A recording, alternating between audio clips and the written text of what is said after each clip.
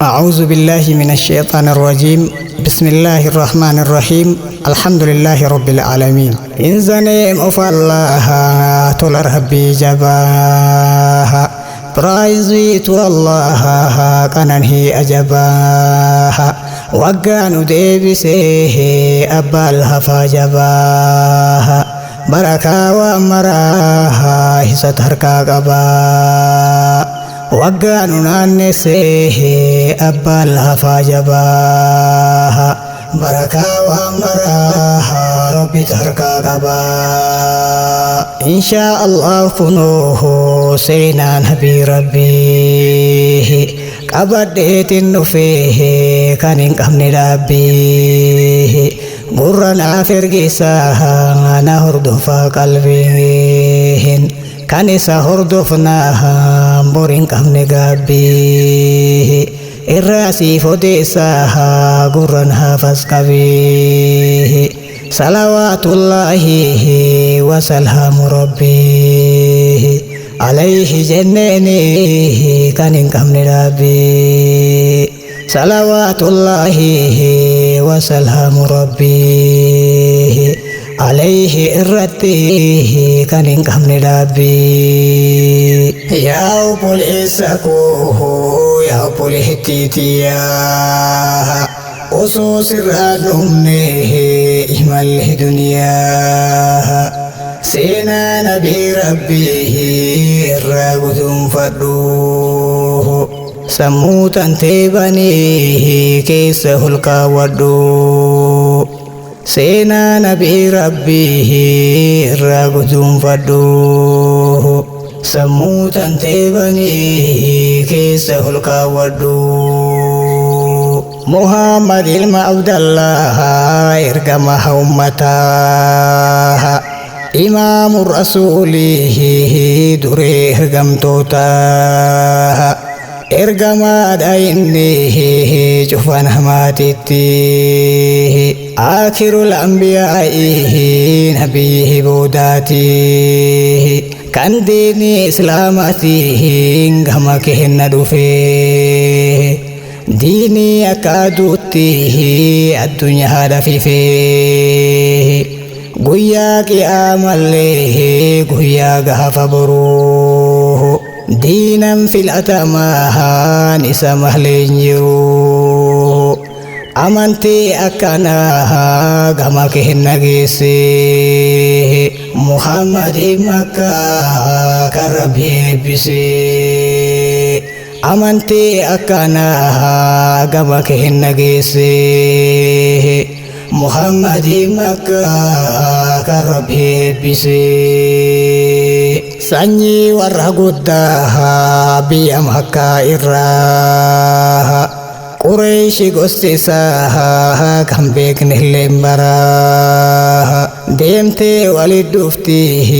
gosti isaa tuni nabiyyi rabbiitiin nabi Ismaa'iliin kunis ilma Ibraahimii abbaa arabaatihi alayhi salaami Ismaa'iliin kunis ilma Ibraahimii abbaa arabaatihi alayhi salaami nabiyyi Muhammad ergama mannaanihi irra haa jiraatuhu nagayaaf rahmannihi kabajamaa namaa xuumaa rabbii keessaa amanamaa namaat gaariidha haallisaa amma sirra caalaa ergamtoota rabbii ta'ee nuuf ergamee gama kenna nabiin ta'ee nuuf ergamee gama kenna nabiin warra banii Haashim gosa Qureesharraa addunyaaf ergamee nabiyyiin xumuraa akaakayyoon isaas hanga 20 nuuf kaa'amaniiru barseenaa keessatti kanaafuu dhiiraaf dubartiin muslimaa tolchinee qabachuu nurratti dirqama. Kanaafuu dhiiraa fi dubartiin muslimaa tolchinee qabachuu nurratti dirqama. Nabiyyi Muhammad Abdallah abbaanii Abdul Muttalibii akaakayyuun isaanii Haashim Abdu Manaafiif Qusayyi kilaabii Murraa Ka'abii fi Lu'ayyi gaalibii Gaalib kan fihriitii fihri kan maalikii baay'ee si fayyaddi qabadhu yaa akii baay'ee si fayyaddi qabadhu yaa akii maalik kan nadriitii nadri kan kinaanaa Kuzeymaa mudrakaa fi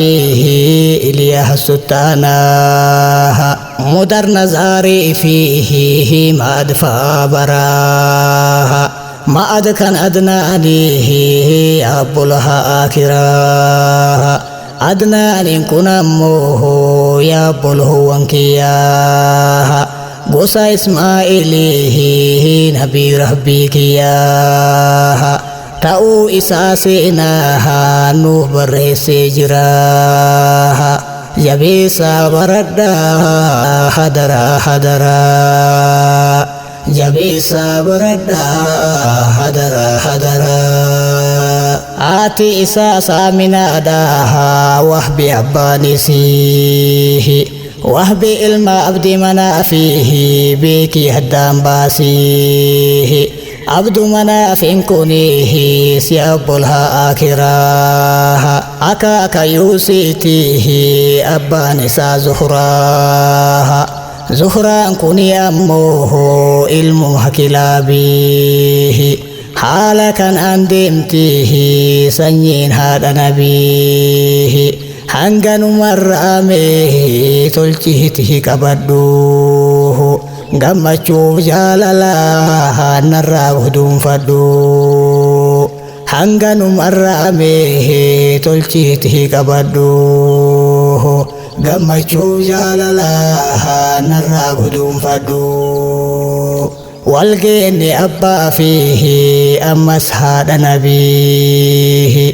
akaaka yoo isaa shanaffaa innis barkilaabiihi haadha isaaniitiif abbaan isaanilleen firummaadha qabuuhu Qureeshi gossilleen yaa obboleessa koo yaa obboleettiitiyyaa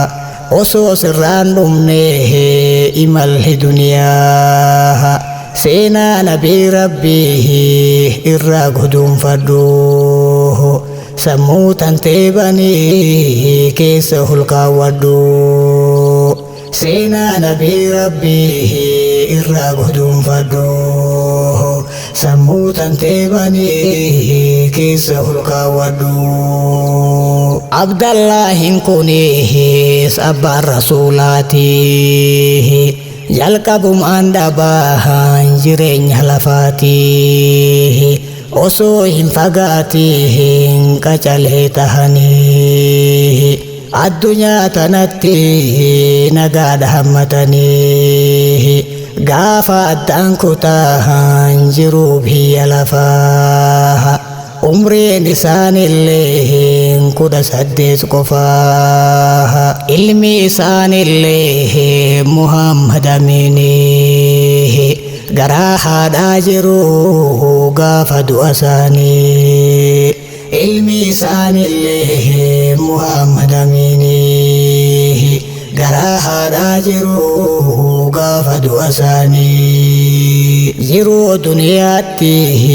nagaadha hammataniis gara ganda boodaa yeroon himalanis nabii kennaan dhiifne qabeenya tokkoyyuu madiina mataatee qabriin isaaniyyuu haaluma kanaanii kan dhaban abbaallee osoo irraan dhaalihin duniyaa hatakkallee haaluma kanaanii kan dhaban abbaallee osoo irraan dhaalihin qabeenya tokkollee akka namuu beekutti xiqqaa fi guddaadhaan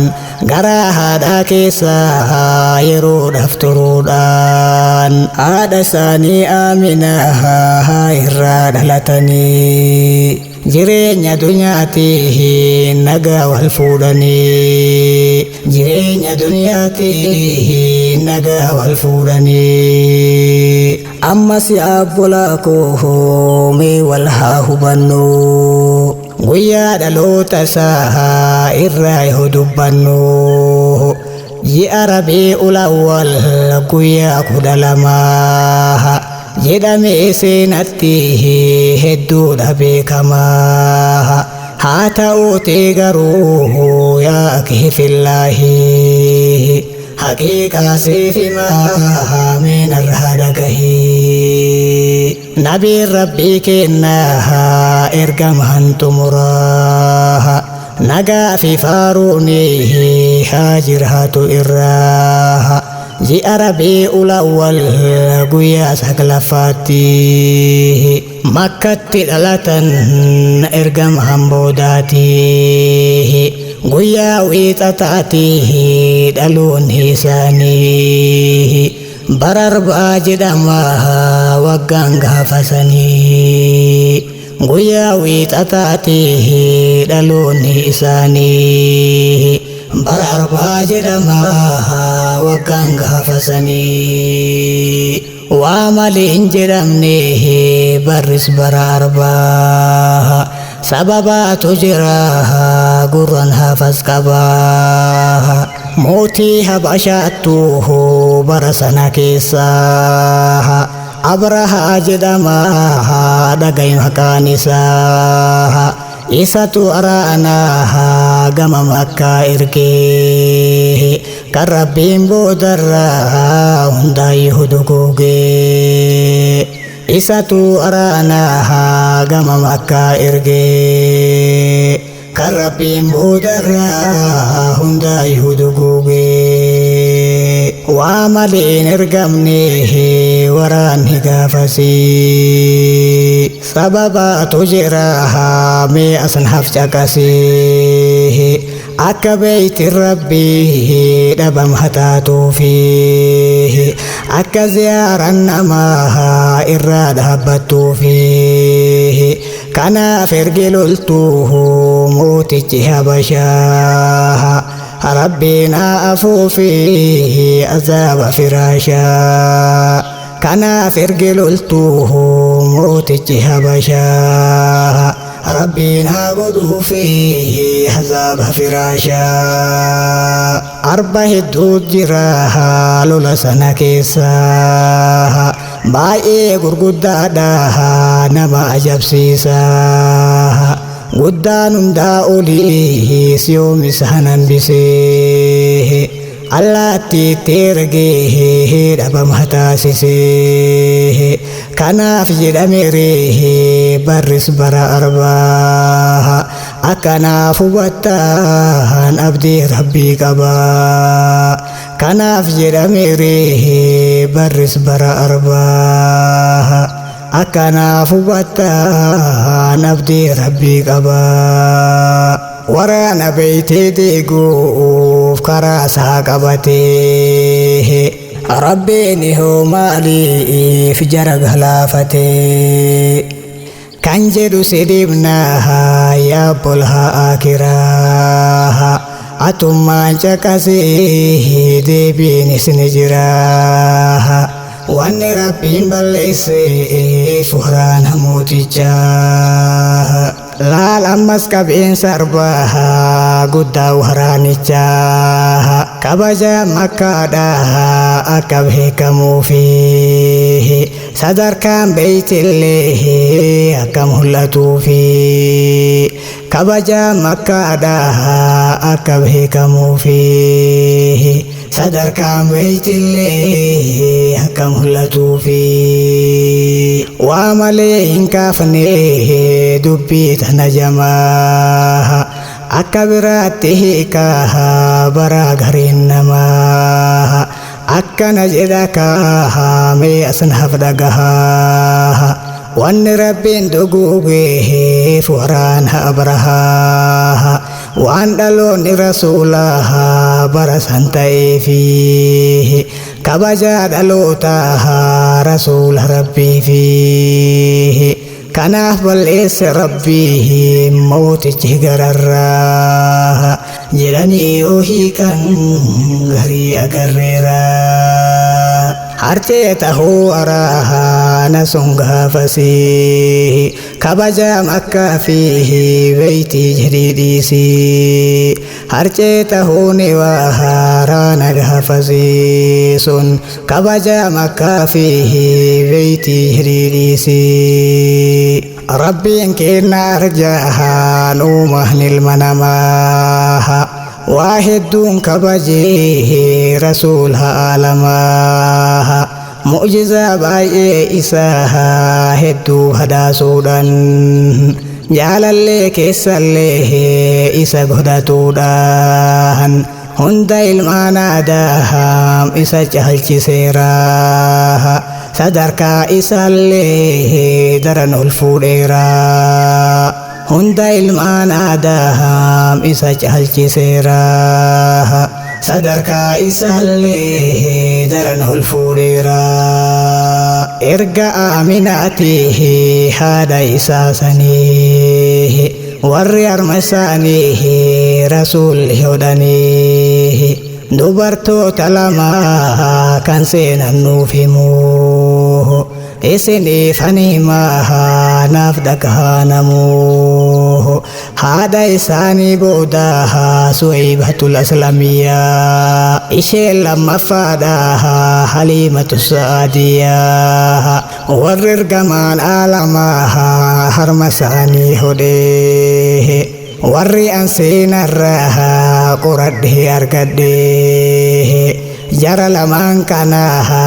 kan harma hoosisee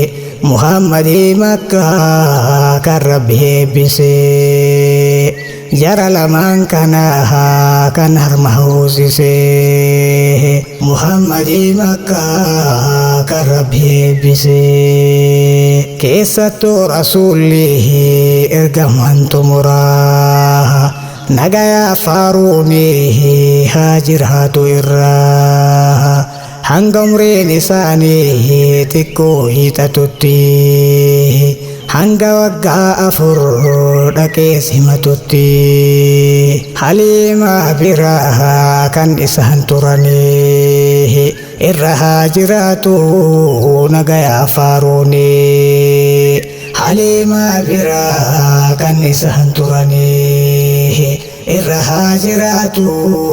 nagayaa faaruuni akkuma isiniif kaasee jiru jalqaba irratti abdallaahin ilma abdul muttalib abbaan rasuulaati madiinaa taate duuti isaanillee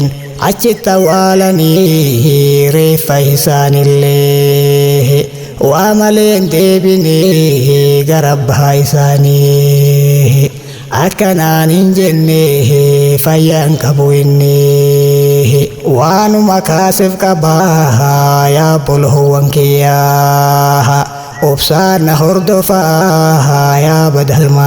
badalmaanayyaa obsaan na hordofaa yaa badalmaanayyaa akaakayyuun rasuulaa abdul muxalibii fi haadha isaanii aaminaatu waliin deeman lafii ilaaluudhaaf deeman qawrii abdallaahi dhaqanii ziyaaraa yaa akifillaahi akkuma innuyyuu imalaaf yoo kutee gara biyyaa deebi'uu gaafa hajaan numtee isaanillee zihaarahaa yeroof xumuranii gara biyyaa galuuf kaan hideemanii isaanillee zihaarahaa yeroon xumuranii gara biyyaa galuuf kaan hideemanii duuti silaan filtuu eessa jettee bakka osoo deebi'anii gara biyya Makkaa Amina binti Wahbii haadha nabii kiyyaa karatti itti dhuftee duuti rabbii kiyyaa akkuma qur'aanni jedhu kalaamni rabbiitu wamaa tadrii nafsun biayyi ardin tamuut lubbuun tamuun beektu iddoo du'a isii laala suubeekanii hin bahan gaafasii laala suubeekanii hin bahan gaafasii umriin rasuulaa gaafa guyyaa kanaa gara waggaa jahaa jedhan yaa jaranaa akkuma abbaan isaanii garatti dhiisanii gara ganda boodaa yeroon himalanii haati isaanillee Aaminaan binti Wahbii daa'imummaan dhiisanii deeman nabii rabbii haati isaanillee Aaminaan binti Wahbii daa'imummaan dhiisanii deeman nabii rabbii awwaashi Aaminaas Makka yoom tahiree akka fedhii ofii tahuun ni taharee iddoo qabrii isii anuus fakeekaa jidduu Madiinaa fi ammas biyya Makkaa Abwaa'i jedhamti maqaan iddoo sanii achitti argamti qabriin haadha isaanii Abwaa'i jedhamti maqaan iddoo sanii achitti argamti qabriin haadha isaanii abbaa isaanillee daa'imummaan dhabaniis haati isaanillee yeroon godaananiis kophatti hin dhiifne rabbiin nabii kiyyaa guddistuu godhee fi barakatul habashiyyaa tajaajiltu abbaatii gaafa isaan jiranii ummu Ayman jedhaniiti kan isii yaamanii isitu akka haadhatti tottolchee guddisee Muhammadii Makkaa kan Rabbi eebbisee isitu akka haadhaatti tottolchee guddisee Muhammadii Makkaa kan Rabbi eebbisee yaa obboleessa koo atis yaa uktilee ija ma'anaatiin yoo gadi ilaalle osoo bira jiru Kaaliqul Mannaani akkam dagatamaa Muhammad Amiini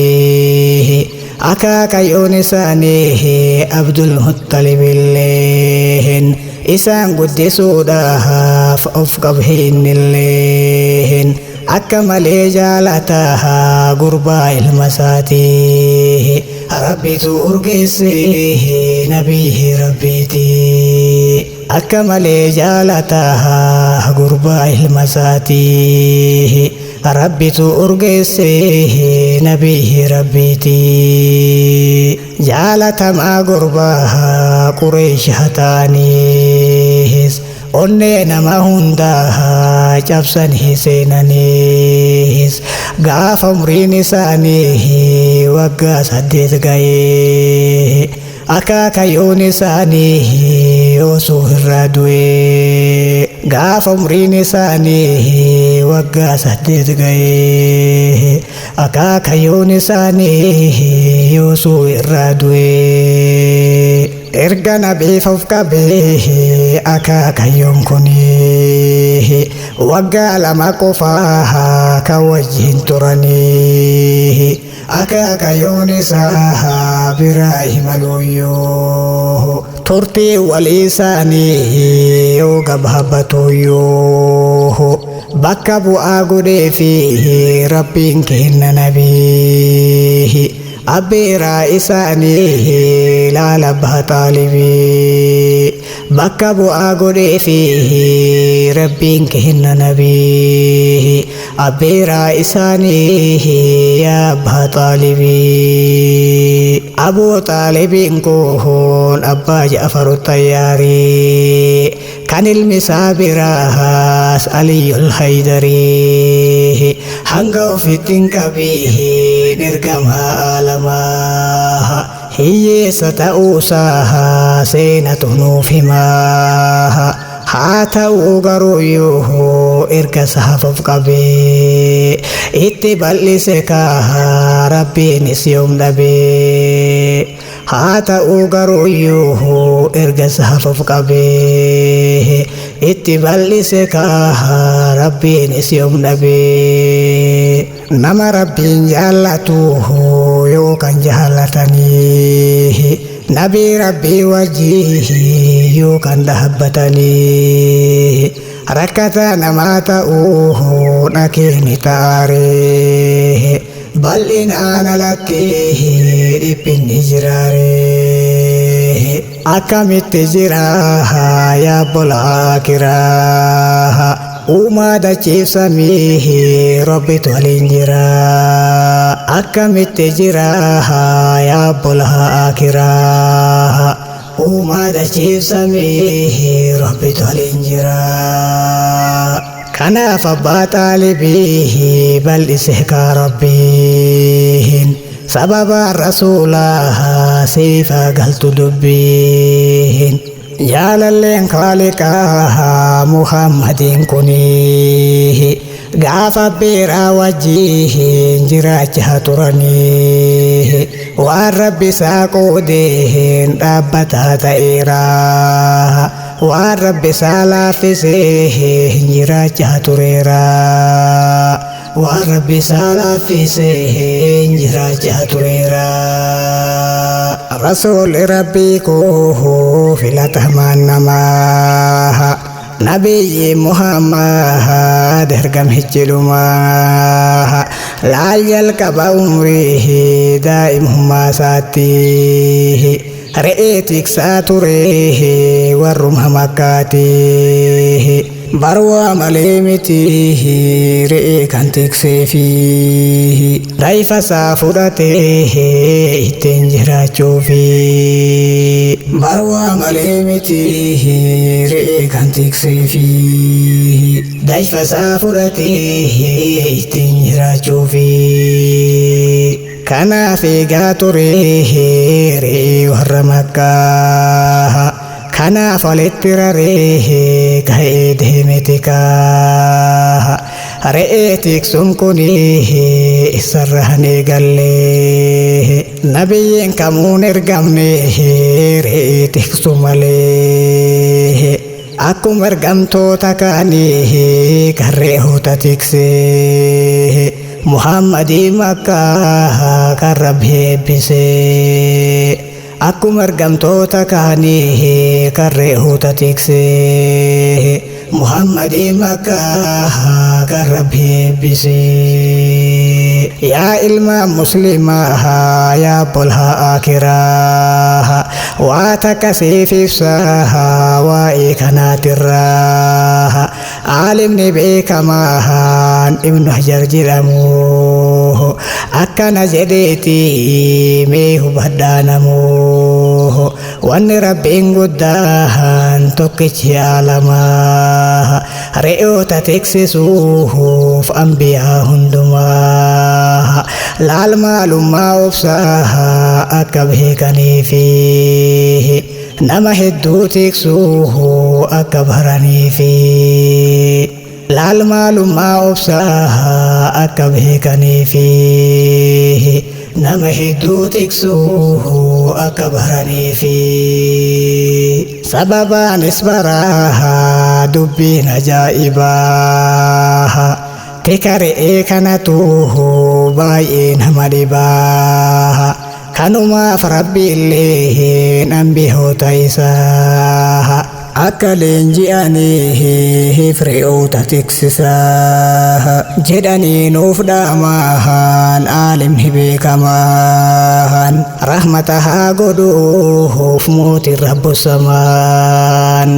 jedhee nuuf dhaamee aalimni beekamaan rahmata haa godhuuf mootiin rabbu samaan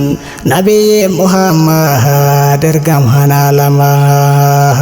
jaalatamaa fi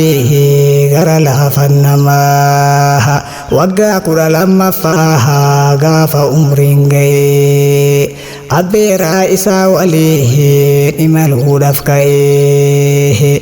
gaafii sitti ta'anaan imalli garamee daldaluudhaaf deeman gara biyya shaamii gaafii sitti ta'anaan imalli garamee daldaluudhaaf deeman gara biyya shaamii akkuma nama kaanii daldalaaf deemaniis karoora gabayaatiif manarraa bahaniis yogguma dhihaatan gara biyya busraa karatti isaan argee qeeysichi bahiiraa kitaabota durii irraa hubachuudhaan muhammadii kanaas xiinxalee ilaaluudhaan laal mallattoo hedduu isarratti argee